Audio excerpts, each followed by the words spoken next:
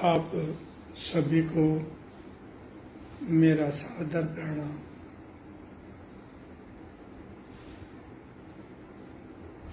अक्सर जब कोई भी शख्स बात करता है तो हम उसके विचारों को समझने की प्रयास नहीं करते, लेकिन उनके विचारों को किसी धर्म, किसी ग्रंथ, किसी वेद, किसी शास्त्र या बीते दिनों भूतकाल में हुई घटना या दुर्घटना के साथ एकदम से जोड़ लेते हैं। हमारे लिए तो वो एक गुनहगार है और हमने तो पहले से ही फैसला कर लिया कि ये गलत है। अब वकील भी वो बन जाते हैं, जज भी वो बन जाते हैं और विचार रखने वाले आदमी को सिर्फ इतना ही कहना पड़ता है कि मेरा कसूर ये है कि मैं बेकसूर हूं। जब तक हम अपने दिमाग से नहीं सोचेंगे, अपने कानों से नहीं सुनेंगे, अपनी आंखों से नहीं देखेंगे, तो जो भी हमारी राय है वो कभी सही नहीं हो सकती। शायद हमारे मन में कोई शंका है तो मैं आपको ये बता दूं कि परमात्मा ने हर जीव को सक्षम बनाया है। उसके अंदर एक चेतना, एक एनर्जी, एक धगश, एक फायर है और वो चाहे तो उसका सही उपयोग कर सकता है।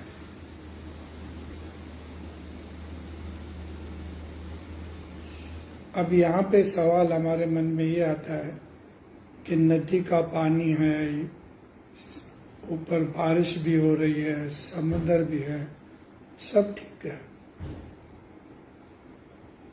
लेकिन अगर मेरे हाथ में ही चम्मच है तो पानी तो मैं चम्मच भर के ही ले सकता हूं, उससे ज्यादा नहीं। अब हमने क्या है, ये एग्जाम्पल ली और ये एग्जाम्पल हर जगह पे बोलना भी शुरू कर देते हैं, लेकिन इसके पीछे जो राज है, जो गहराई है, जो सूझबूझ है, जो एक अंतर आत्मा की आवाज है, वो अलग है। वो इशारा देके कह रही है कि जब तक तुम विशाल नहीं बनोगे,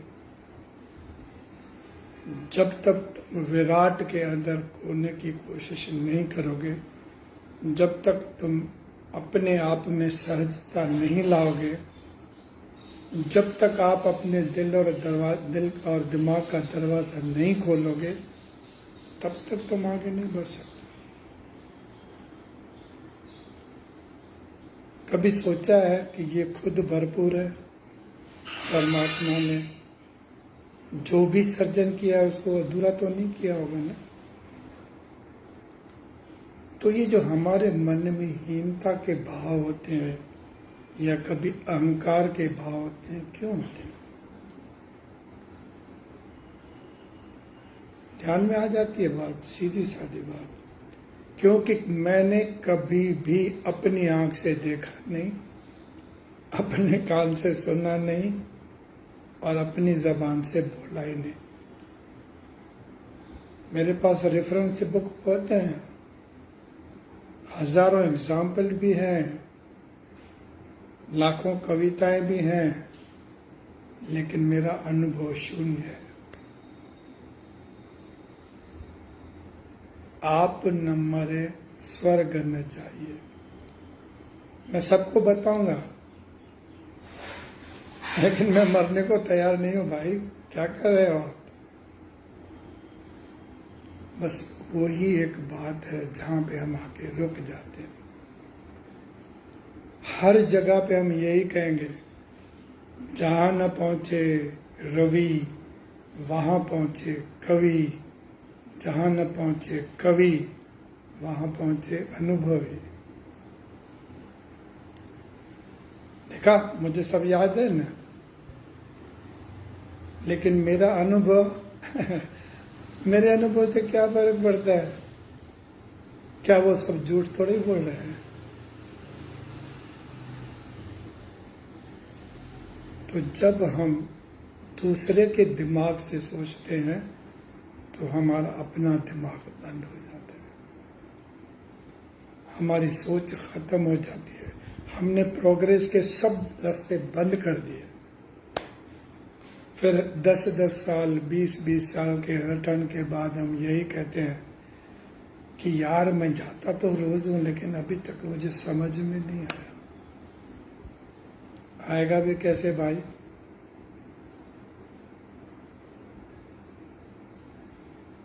जो तूने सुना वो समझा ही नहीं, जो समझा वो देखा ही नहीं, जो देखा ही उसका एहसास नहीं, और जिसका एहसास करने का प्रयास किया तब नींद आ गई।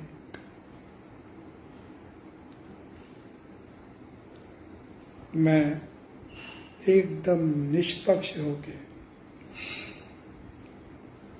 अगर मगर किंतु परंतु, may be, may not be, probably, possibly, इन सब जो बैरियर्स है उनको मैं दूर रख के आपसे बात कर रहा हूं।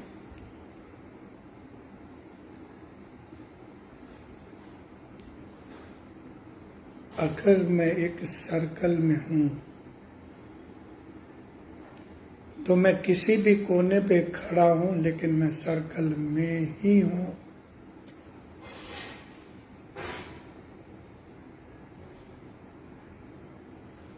जब तक उस सर्कल से मैं बाहर नहीं निकल पा रहा हूं, तब तक बाहर का क्या नजारा है मुझे पता नहीं।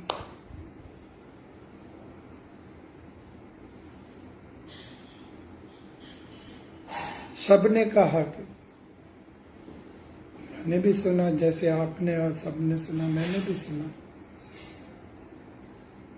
कि ये सर्वव्यापी है। बहुत अच्छी बात है, बहुत अच्छी बात है, उसमें कोई गलत नहीं है, सर्वव्यापी है। लेकिन आपका अनुभव क्या कहता है?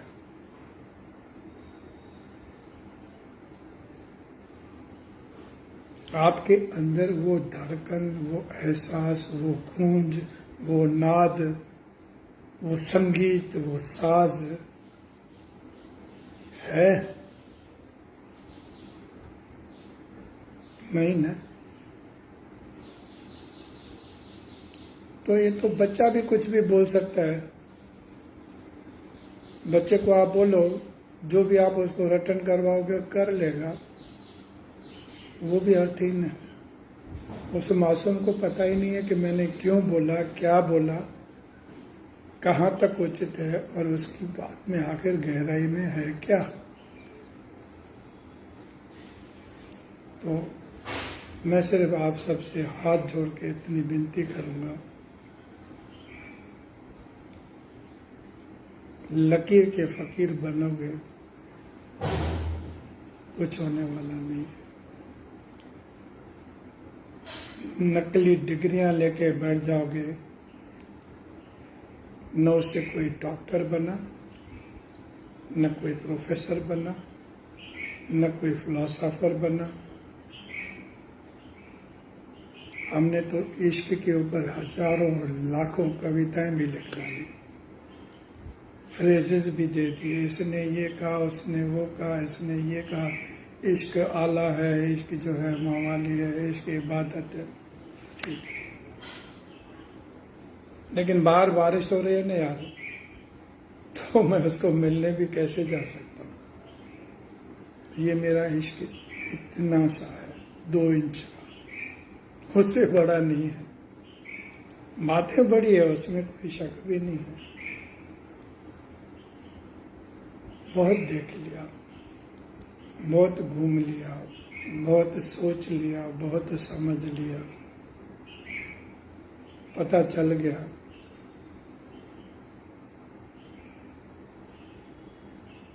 क्या पता चला कि मजा ठहराव नहीं है, रुक जा। कब तक दौड़ेगा, कब तक चिल्लाएगा, कब तक तालियां बजाएगा, कब तक नाचेगा। बेगानी शादी में अब्दुल्ला दीवाना, कब तक बने रहोगे भाई?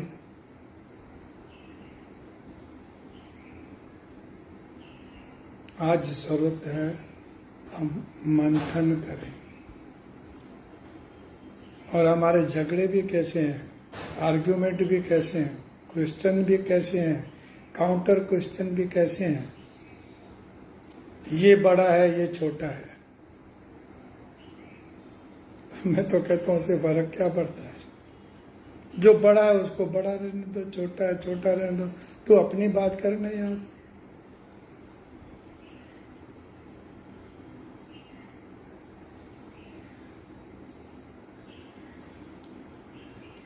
हर बात के अंदर अगर मैं आर्ग्यूमेंट करके जीत भी जाऊं तो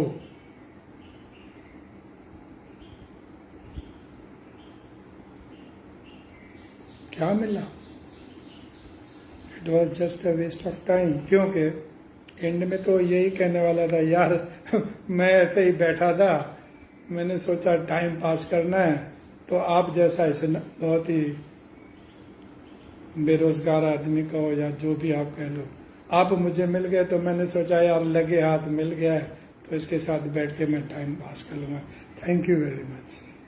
आप तो यार बहुत बढ़िया बोलते हैं। उस वक्त सर पटकने की भावना पैदा हो जाती है कि क्या किया मैंने।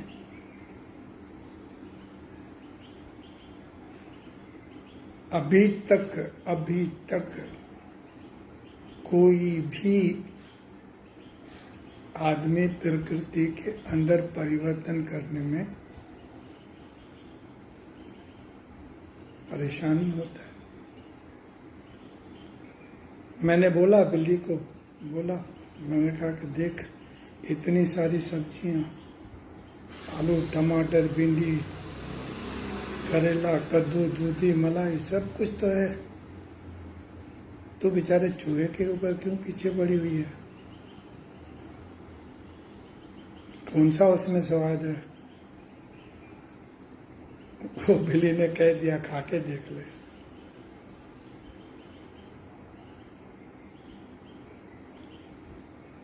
चूहा चूहा ही रहेगा, बिल्ली बिल्ली ही रहेगी, शेर शेर ही रहेगा, गाय गाय ही रहेगी।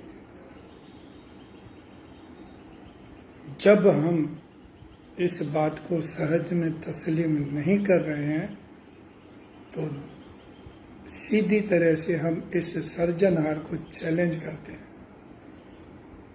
कि तुझे दुनिया बनाने नहीं आती, मेरे से पूछ लिया होता तो कुछ और होता। तब वो हंसता है, कहता है तुझे भी मैं नहीं बनाया। माफ करना, दिल की कुछ बात है आपसे शेयर की है, आगे आपकी मर्जी और उस यार की मर्जी। हमारा काम तो यही है, बस्ती बस्ती पर्वत पर्वत गाता जाए बंजारा लेके एक दिल का एक तारा। सबके लिए सुख शांति समृद्धि की कामना और कोटि कोटि नमस्कार।